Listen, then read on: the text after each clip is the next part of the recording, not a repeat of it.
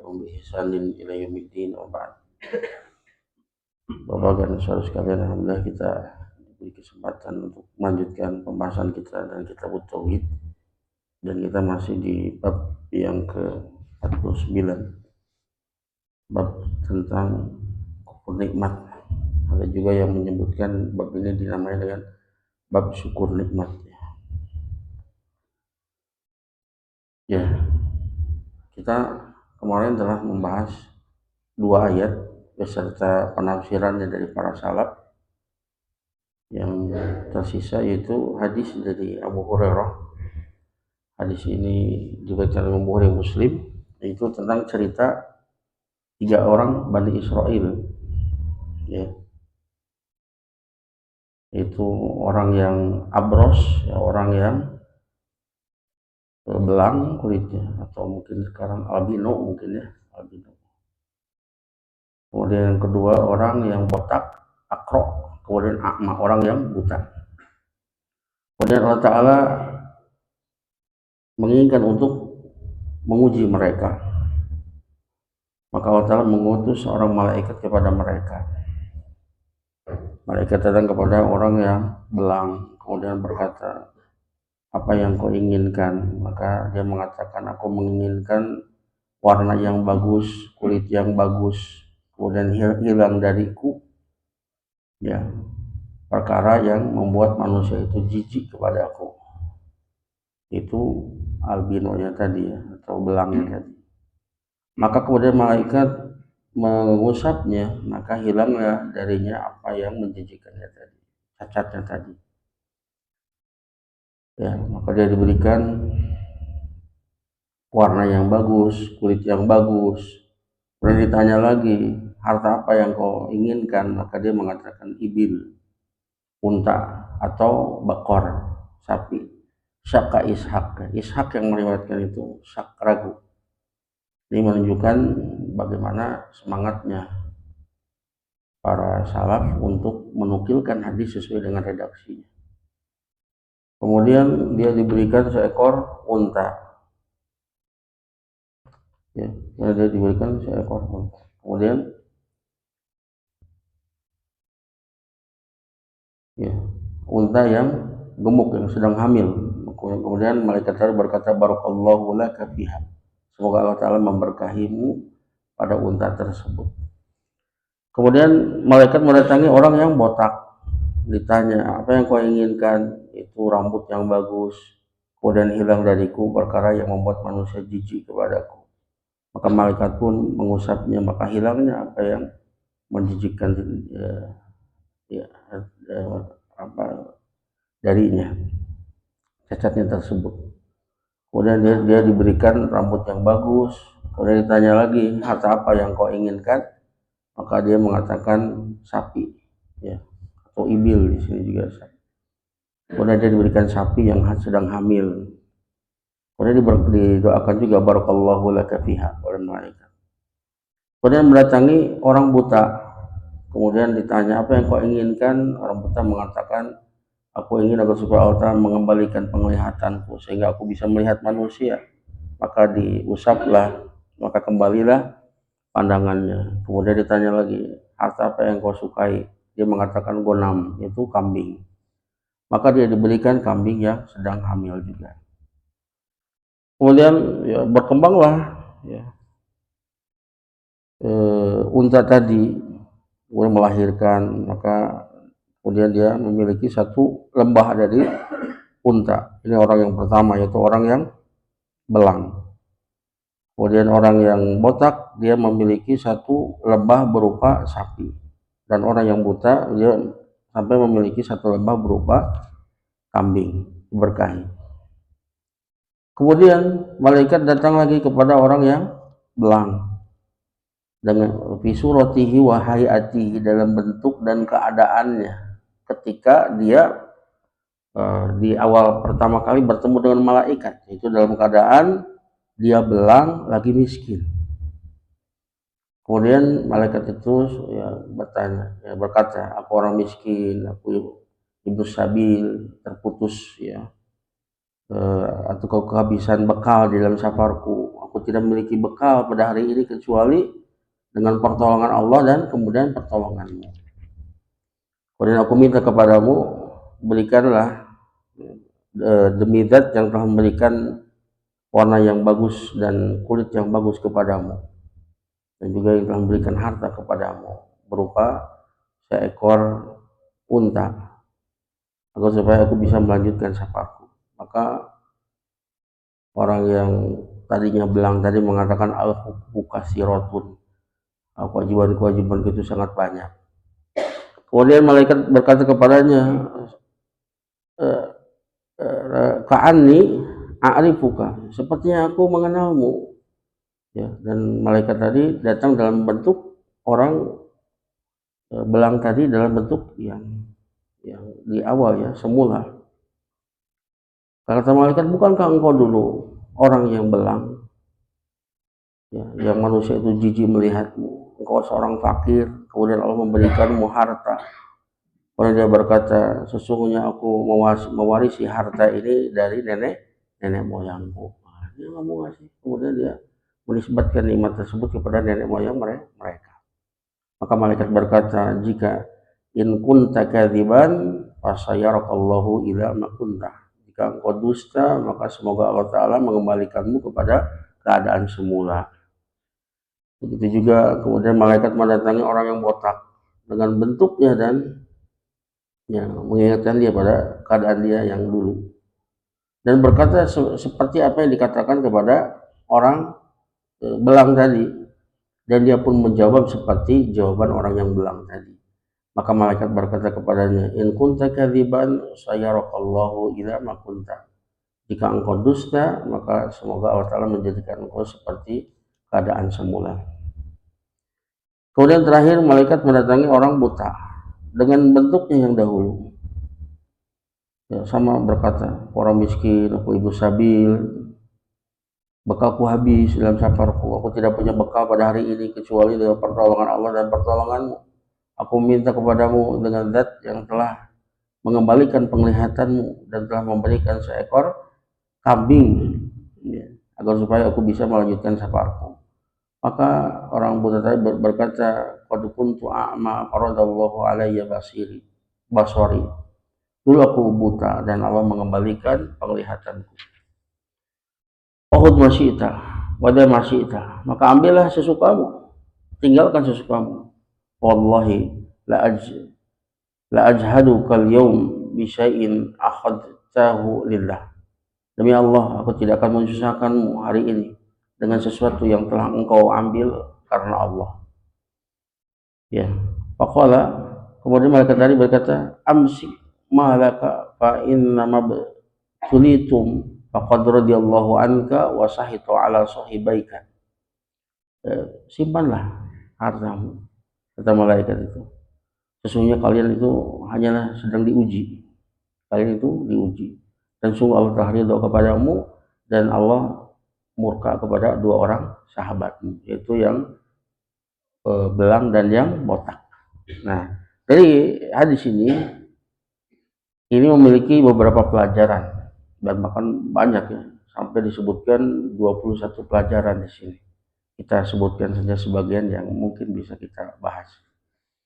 Yang pertama, anna Rasulullah sallallahu alaihi wasallam yaqussu alaina abna'a bani Israil li ajli tibari wa litti'abi bima jara.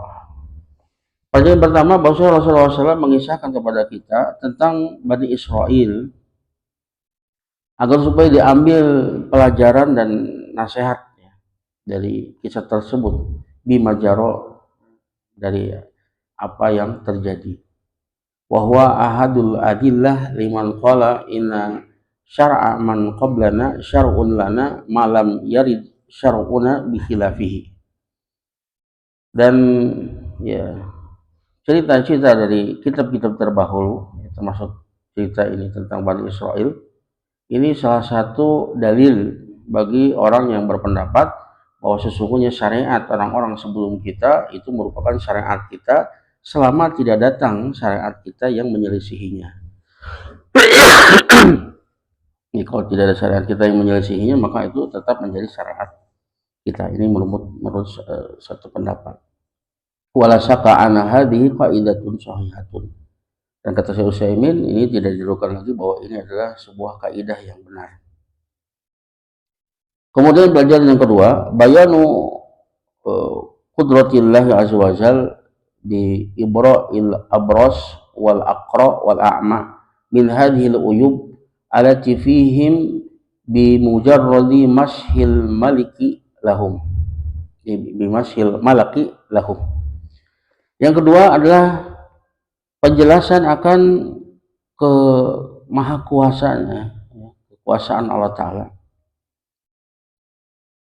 ya, untuk menyembuhkan orang yang belang, orang yang botak, dan orang yang buta, ya, dari cacat-cacatnya ini yang ada pada mereka, hanya sekedar dengan usapan malaikat kepada mereka. Allah Maha Kuasa. Ya, maka kita jangan pernah berputus asa. Orang putus asa itu dia ragu akan qudratullah dan rahmatullah. Ragu. Allah Maha Kuasa untuk memberikan solusi kepada kita. Seberat apapun masalah kita, seberat apapun musibah yang kita hadapi, Allah Maha Kuasa untuk memberikan jalan keluar. Dan dia rahmatnya begitu luas. Arhamur Rahimin, yang paling penyayang dari para penyayang. Kita tidak akan mendapati orang yang lebih sayang kepada kita melebihi Allah Subhanahu wa Ta'ala. Ya. Maka jangan pernah berputus asa. Nah, kemudian pelajaran yang ketiga, annal malaikata yatashakkaluna hatta yakunu ala suratil bashar.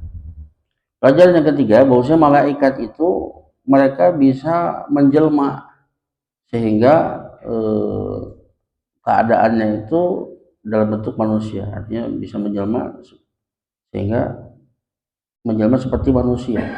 Bagaimana dalam kisah ini, ya, malaikat yang menguji 3 orang tadi. Berdasarkan sabda Nabi SAW, fa'atal abros fi suratihi. Malaikat datang kepada orang yang belang tadi dengan bentuknya. Ya. Jadi di sini malaikat menjelma menjadi manusia dalam bentuk orang yang belang tadi. Wa kadzalikal aqra wal a'ma. Begitu juga malaikat ketika datang kepada orang yang botak dan orang yang buta. Lakin hadza wallahu a'lam laisa ilaihim wa annama yatashakkaluna bi amrillahi ta'ala. Kan tapi ya ini malaikat menjelma itu, Allahu a'lam, ini bukan wewenang mereka, ya. Itu hanyalah terjadi, mereka menjelma itu dengan perintah Allah Ta'ala. Artinya dia tidak kemudian sekehendaknya menjelma, tidak, itu atas perintah Allah Subhanahu wa Ta'ala. Kemudian pelajaran yang keempat, anal malaikata ajsamun laisu arwahan au ma'ani au quwa faqat. Sesungguhnya malaikat itu berjisim, dia berjisim, bukanlah berupa roh-roh atau makna-makna saja atau hanya kekuatan saja, bukan, tapi dia jisim, dia makhluk berjisim. Kemudian yang kelima, hirsu ruwati ala naqlil hadis bilaqdihi. Kita di sini menyaksikan akan semangatnya para perawi hadis untuk menukil hadis sesuai dengan lafadznya. Maka tadi disebutkan syakka ishaq ragu apakah lafadznya Baqarah atau Ibil, gitu kan. Ini semangatnya mereka untuk menukil hadis sesuai dengan lafadznya. Kemudian yang keenam, anal insana la yalzamuhu ridha bi qada'illah ay bil muqtadi li'anna haula'i alladziina usibu qalu ahabbu ilaina kadza wa kadza, hadza yadullu ala adami ridha. Yang keenam, bahwasanya manusia itu tidak wajib untuk ridha dengan ketetapan Allah Ta'ala. Nanti kita akan rinci, ya. Ada perkara apa yang wajib ridho, mana yang tidak wajib ridho. Manusia, saya berpendapat bahwa manusia tidak wajib ridho untuk atas ketetapan Allah Ta'ala. Maksudnya bil maqdi, ya, terhadap apa yang ditetapkan.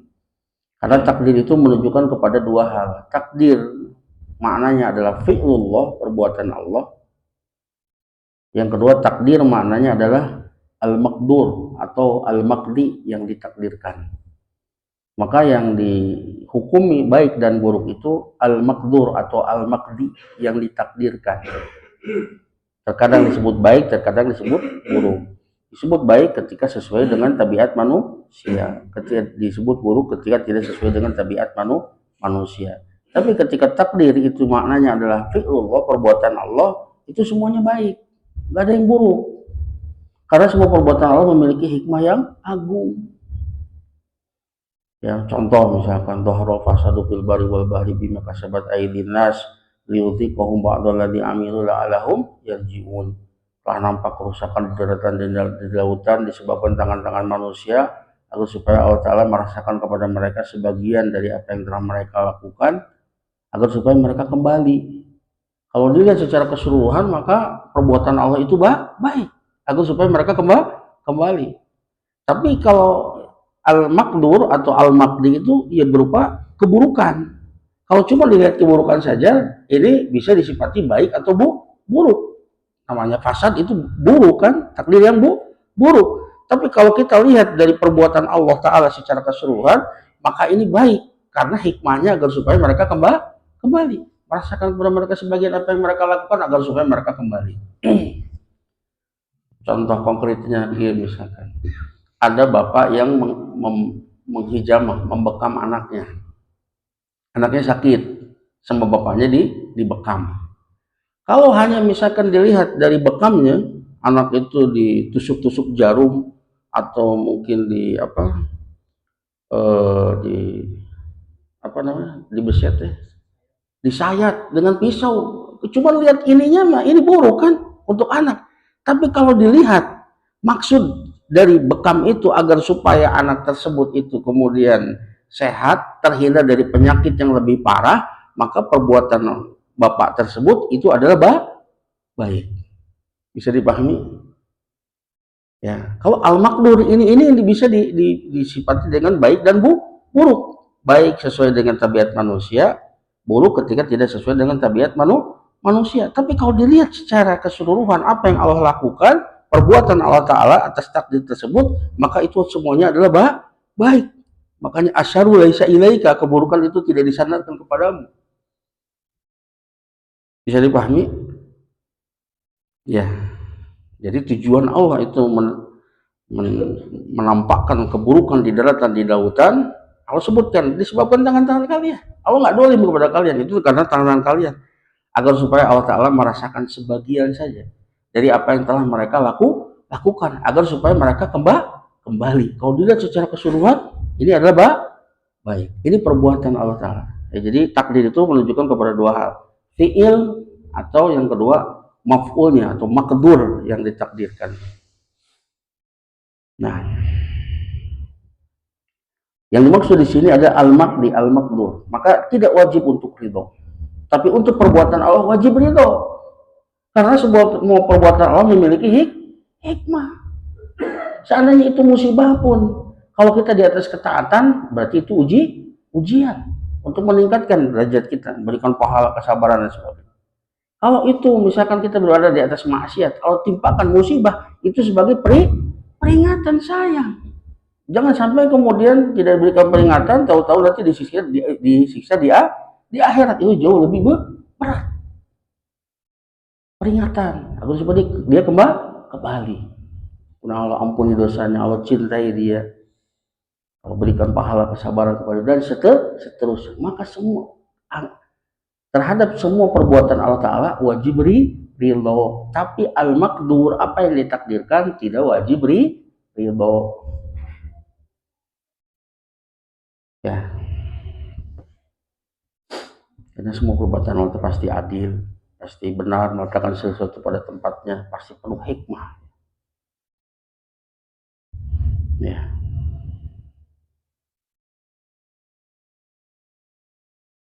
Nah, di anna haula alladziina usibu qalu, ahabu ilaina kada wa kada. Kenapa? Dari mana ini pengambilan kesimpulan ini, dalil ini? Karena mereka orang-orang yang tertimpa cacat tadi, orang yang belang, orang yang botak dan orang yang buta, mereka berkata, ya kami ingin ini dan itu. Ya. Orang belang ingin kulitnya bagus, orang botak ingin punya rambut, orang buta ingin melihat kembali, menunjukkan mereka tidak ridho dengan ketetapan Allah Subhanahu wa Ta'ala. Maka yang wajib adalah sabar, ini wajib. Sementara ridho itu mustahab, nanti kita akan bahas. Ya, itu menunjukkan mereka tidak ridho. Wahada yadullu ala adami ridho, maka ya ini menunjukkan kepada tidak adanya keriduan mereka terhadap apa yang Allah takdirkan kepada mereka. Ya, kebotakan, kebutaan dan kebelangan tadi ya. Kemudian insan idal masaib arba'u maqamat. Bagi manusia ketika menghadapi musibah-musibah memiliki 4 tingkatan. Yang pertama jazuun wa huwa muharramun. Jazuun itu berkeluh kesah dan ini diharamkan. Dan berkeluh kesah itu bisa dengan ucapan maupun dengan perbuatan. Sebagaimana sabar. Sabar itu adalah habsun nafsi anitasahud wasikayah an aqdarillah al-mu'limah qaulan au fi'lan. Itu menahan jiwa dari marah terhadap takdir Allah yang menyakitkan. Dan menahan jiwa untuk berkeluh kesah takdir Allah yang menyakitkan baik dengan ucapan maupun perbuatan. Begitu juga dengan jazun, ya, berkeluh kesah, bisa dengan ucapan berkeluh kesah atau dengan perbuatan, misalkan ngebobotkeun barang. Nah ini menunjukkan keluh kesah, tidak sabar dia. Ya, dapat musibah keheul neungeut temok geusna non bareuh gitu kan. Itu menunjukkan tidak sabar. Jadi jazu itu bisa dengan ucapan, bisa dengan perbuatan. Dan tentunya dengan hati ya, karena dia murka, tidak terima dengan takdir Allah. Tingkatan yang kedua, ini yang wajib, yaitu sobrun, sabar, wajib, ini yang wajib.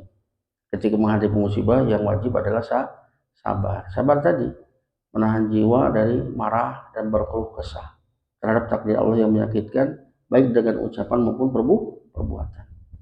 Perih mah perih, tapi tahan lisan, tahan anggota badan, kemudian hati ya,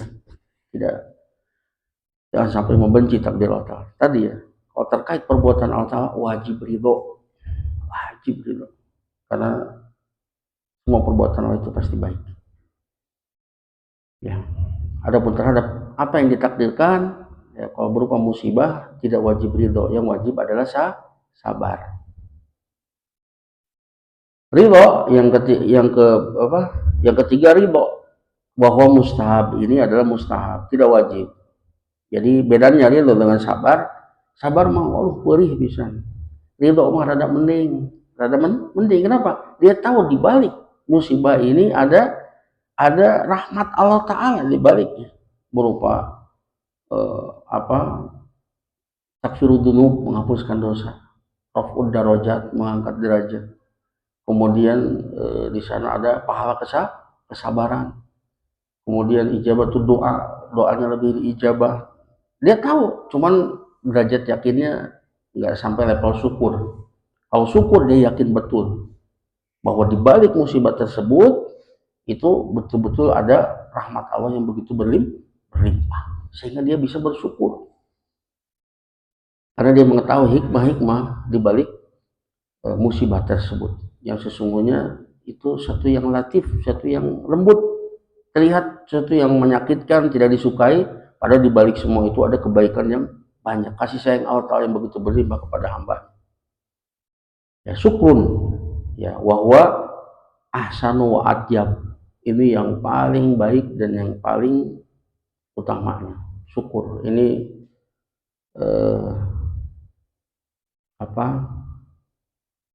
ini levelnya para nabi ya, syukur.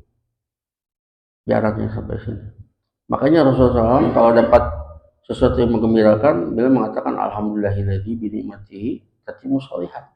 Tapi kalau mendapatkan sesuatu yang tidak menyenangkan, beliau mengatakan alhamdulillah ala kulli hal. Tetap memuji Allah Ta'ala. Alhamdulillah ala kulli hal. Ya, segala puji milik Allah bagaimanapun kondisinya, bagaimanapun keadaannya, tetap memuji Allah Subhanahu wa taala. Allah berfirman, asa antakrahu syai'an wa huwa khairul lakum wa asa antuhibu syai'an wa huwa syarrul lakum wallahu ya'lamu wa antum la ta'lamun. Bisa jadi kalian membenci sesuatu pada itu adalah baik untukmu, di antaranya musibah. Bisa jadi kita benci pada itu adalah baik untuk kita. Dan bisa jadi kalian mencintai sesuatu pada itu adalah buruk untukmu. Allah yang lebih tahu, sementara kalian tidak tahu. Maka husnudzon kepada Allah Ta'ala. Ya. Ya, dan dia mengetahui di balik musibah itu ada hikmah-hikmah yang sangat banyak, kebaikan yang sangat banyak. Ya, wahuna iskalun, di sini ada permasalahan. Wahwa kaifa yaskurul insan rabbahu alal musibah wahya la tulaimuhu. Bagaimana manusia itu bersyukur kepada Rabbnya atas musibah, padahal musibah itu tidak sesuai dengan keinginan hamba. Siapa yang mau musibah? Oh, bagaimana kemudian hamba itu bisa bersyukur kepada Rabbnya atas musibah? Ujibah, maka dijawab, anal insana idza amana bima yatarattabu ala hadhil musibah minal ajril azim arafa annaha takunu bidzalika nikmatan wa nikmatu tuskaru. Maka dijawab bahwasanya manusia jika dia mengimani, ini sampai kepada derajatnya yakin, dia beriman betul, ya, apa yang diraih dari musibah berupa pahala yang besar, ya, maka dia mengetahui bahwasanya musibah tersebut, dengan hal tersebut ditinjau dari bahwa musibah itu mendatangkan pahala yang besar, maka musibah tersebut sesungguhnya adalah nikmat. Dan nikmat itu bagaimana keharusannya? Tuskar. Nikmat itu hendaknya disyukuri, wajib disyukuri, itu nikmat. Nah, ini makanya berat ini sampai kepada syukur ini. Orang yang betul-betul yakin, betul-betul husnudzon kepada Allah Ta'ala, di balik semua apa yang Allah lakukan itu memiliki hikmah yang agung, kebaikan untuk dirinya. Makanya di antara hikmah-hikmah dari musibah yaitu takfirud dzunub, menghapuskan dosa. Sebagaimana dalam hadis riwayat Bukhari dan Muslim, Rasul bersabda, mayusibul muslim min nasabin wala wasabin wala hamin wala hazanin wala adha wala gomin hatta syaukatu syakuha hatta syaukati syakuha kafarallahu biha min khotoyah. Tidaklah menimpa seorang muslim dengan syarat dia sabar. Menimpa seorang muslim berupa nasab, kecapean, keletihan yang dia rasakan, wasab, penyakit, penderitaan yang dia rasakan, wala hamin, ya, kekhawatiran yang dia rasakan, kesengsaraan, wala hazan, kesedihan yang dia rasakan, wala ada gangguan orang lain kepada dirinya, wala gomin, kebingungan yang dia rasakan, sampai-sampai duri yang menusuk kepada dirinya. Dengan sebab itu Allah menghapuskan dosa-dosanya. Jadi ketika Allah timpakan musibah, Allah hendak menghapuskan dosa-dosa kita, dan kita akui betul kita banyak dosa. Kullu ibni Adam khata', semua anak Adam itu banyak salah. Ya, dalam hadis yang lain riwayat Tirmidzi, ya, hadis hasan sahih, kata Iman, la yazalu bala bil mu'min wal mu'minah bi nafsihi wa waladihi wa mali hatta yalqallaha laisa alaihi khati'ah. Jadi bala itu akan senantiasa menyertai seorang mukmin dan mukminat. Kalau kita mengaku orang beriman, jangan kaget ketika diuji. Semakin tinggi keimanan seorang, ujian semakin berat. Makanya asyadul bala lil anbiya, bala yang paling berat kepada siapa? Para nabi, orang-orang yang Allah cintai. Justru semakin berat ujian untuk mengangkat derajat mereka, membuktikan akan kebenaran mereka. Jadi bala itu akan senantiasa menyertai seorang mukmin dan mukminat. Kalau kita merasa beriman, akan terus disertai dengan ujian yang menimpa kepada dirinya, kepada hartanya, kepada anak keturunannya, sampai dia bertemu dengan Allah tanpa membawa kesalahan. Jadi Allah hendak menghapuskan dosa-dosa tersebut dengan musibah di dunia, dan itu lebih ringan daripada nanti hanya dibersihkan di neraka jahanam. Maka kalau melihat itu dia lebih ringan menghadapi musibah. Ya, bahkan dia sampai kepada derajat syukur. Allah menginginkan kebaikan buat dia. Allah hendak menghapuskan dosa-dosanya di dunia, dan itu lebih mudah. Ya, maka dia bersyukur. Alhamdulillah ala kulli hal. Kemudian juga untuk apa? Mengangkat derajat. Dalam hadis riwayat At-Tirmidzi ya. Innal abda idza sabaqat lahu minallahi manzilah wa lam yabdugha bi amalin ibtalahu fi jasadihi aw malihi aw fi waladihi thumma sabara ala dzalik hatta yuballighahu al-manzilah allati sabaqat minallahi ta'ala.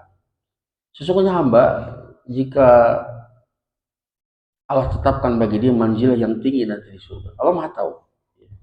Kita penghuni surga atau neraka Allah sudah tahu. Manzilahnya juga Allah sudah tahu. Di manzilah yang mana? Allah sudah tetapkan di manzilah yang tinggi di surga. Akan tetapi amalannya itu tidak menyampaikan dia kepada manzilah tersebut. Kurang amalannya. Apa yang Allah lakukan? Allah uji dia dengan ujian yang menimpa kepada jasadnya, kepada hartanya, kepada anak keturunannya. Kemudian Allah berikan wasobar ala dzalik. Allah berikan kesabaran atas hal tersebut. Sehingga kemudian Allah sampaikan dia kepada manzilah yang telah Allah tetapkan sebelumnya. Jadi musibah ketika menimpa, kalau kita tahu di baliknya itu Allah hendak mengangkat derajat kita nanti di surga, maka dia justru akan bersyukur. Kemudian di antara hikmah musibah apa? Allah hendak berikan pahala kesabaran. Innama yuwaffawna ujurahum. Innama yuwaffawna gimana? Innama yuwaffas sabirina ajruhum bighairi hisab. Innama yuwaffas sabiruna ajruhum bighairi hisab. Hanyalah Allah sempurnakan pahala orang sabar itu tanpa hitungan besar. Dalam hadis yang lain dibuat Ibnu Majah ya. Yawaddu ahlul afiyah yaumal qiyamah hina yu'ta ahlul bala ats-tsawaba. Law anna juludahum kanat quridat fid dunya bil maqarib. Ahlul afiyah, orang yang di dunia anteng-anteng saja, jarang terkena musibah. Nanti pada hari kiamat dia merasa ghibthah ya, iri kepada orang yang ahlul bala. Di dunia nanti loba beuna musibah. Justru iri ketika mereka diberikan pahala, menunjukkan pahalanya sangat besar. Sampai-sampai mereka berharap, menginginkan kalau seandainya ketika di dunia itu kulitnya itu digunting-gunting, bil maqarin, dengan gunting-gunting, kemudian dia sabar. Ya, ternyata musibah itu adalah sesuatu yang menguntungkan bagi ahlul bala. Ya baru nanti kapan? Ketika ahlul bala diberikan pahala atas musibah yang menimpa mereka dan mereka sabar. Ya kalau melihat ya dia meyakini betul akan hikmah-hikmah di balik musibah, ternyata di sana ada rahmat Allah yang begitu luas. Nah, pantas kemudian dia bersyukur. Nah ini.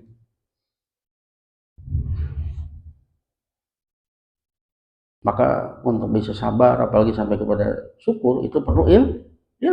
Untuk sabar saja kita mustahil kita bisa sabar kecuali dengan ilmu. Makanya Nabi Khidir berkata kepada Musa apa? Kaifa tasbiru lima lam tuhit bihi khubra. Bagaimana kau sabar dengan sesuatu yang ilmumu tidak mengetahuinya, tidak meliputinya tentang hal tersebut. Bagaimana kau akan bisa sabar? Kau tuh bisa sabar, apalagi sampai kepada ridho, apalagi sampai syukur, itu harus dengan ilmu, perlu ilmu. Nah, wa amma qauluhu, adapun sabda Nabi sallallahu alaihi wasallam, faman radiya falahu ridha wa man sahita falahu fa alaihi suhtu. Barang siapa yang ridha dengan ketetapan Allah, maka baginya adalah keridhaan Allah, dan barang siapa yang murka atas ketetapan Allah, maka atasnya kemurkaan Allah taala. Fal muradu bi ridho una as-sabru. Maka yang dimaksud dengan ridho di sini adalah sabar. Artinya barang siapa yang sabar atas ketetapan Allah maka Allah Ta'ala ridho kepadanya. Barang siapa yang murka tidak sabar atas ketetapan Allah maka atasnya yaitu murka Allah Ta'ala. Maka yang dimaksud dengan ridho di sini adalah sabar. Ya. Atau maknanya adalah ridho bi aslil qada'i alladhi huwa fi'lullah. Itu ridho dengan asal dari ketetapan yaitu perbuatan Allah Ta'ala. Fahada yajibu ridho bihi, maka wajib ridho dengannya. Jadi tadi ya, takdir itu menunjukkan kepada fi'il atau menunjukkan kepada maf'ul. Kalau maksudnya adalah fi'il perbuatan Allah, wajib kita ridho. Karena semua perbuatan Allah itu pasti benar, pasti adil, pasti menempatkan segala sesuatu pada tempatnya, pasti memiliki hikmah yang agung. Maka wajib ridho dengan perbuatan Allah Ta'ala. Ya Allah Azza wa Jalla hakim, karena Allah Azza wa Jalla adalah hakim. Hakim maknanya dzul hikmah, yang memiliki hikmah. Hikmah itu adalah al-ghayah al-maqsudah minal fi'l. Tujuan yang dimaksudkan dari perbuatan, enggak ada yang sia-sia. Ada hikmah yang agung di balik semua itu. Ada tujuan yang agung. Wa farqun baina fi'lillahi wal maqdi. Ya, maka sini ada perbedaan antara perbuatan Allah Ta'ala dan maqdi, dan apa yang ditakdirkan. Tadi untuk perbuatan Allah wajib ridho. Wal maqdiu yanqasimu ila masaiba la yalzamu ridho biha wa ila ahkamin syar'iyatin yajibu ridho biha. Adapun al-maqdi yang ditakdirkan itu terbagi kepada dua. Yang pertama musibah-musibah, maka terhadap ketetapan Allah Ta'ala yang berupa musibah tidak wajib ridho. Yang wajib adalah syukur. Yang wajib adalah sabar. Wajib ridho, tapi yang wajib adalah sabar. Adapun terhadap ketetapan Allah Ta'ala yang berupa hukum-hukum syariat, maka wajib ridho dengannya. Karena syariat Allah itu pasti adil. Pertama kalimat Rabbika sidqon wa adla. Sempurna kalimat Rabbmu dan sifatnya dengan dua, sidqon wa adla. Benar kabar-kabarnya, adla ya, adil ya, hukum-hukumnya. Bahwa semua hukum-hukumnya itu adalah adil. Dan semua syariatnya itu ya adalah untuk kebaikan kita. Allah nggak butuh kita untuk tunduk dengan syariatnya. Kita yang butuh untuk tunduk dengan syariat. Karena semua kebaikannya itu kembali kepada kita. Ya, maka al-maqdi yang ditakdirkan di sini ada dua, bisa musibah atau hukum syar'i. Itu sama-sama ketetapan Allah. Terhadap musibah, maka yang wajib adalah sabar, bukan ridho. Tapi kalau ketetapannya berupa hukum-hukum syar'i, maka yang wajib adalah ridho. Nah, ini perinciannya. Ya, mungkin sampai situ dulu ya. Kita baru bahas berapa? 6 ya, 6 pelajaran yang bisa kita ambil dari hadis tersebut. Sebelum tutup barangkali pertanyaan.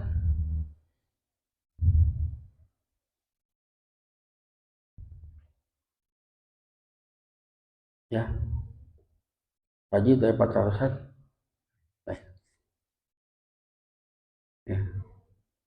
Kalau jadi pertanyaan kita cukupkan sampai di sini. Terima kasih atas segala perhatiannya. Mohon maaf atas segala kekurangannya. Subhanakallahumma wa bihamdika asyhadu an la ilaha illa anta astaghfiruka wa atubu ilaik.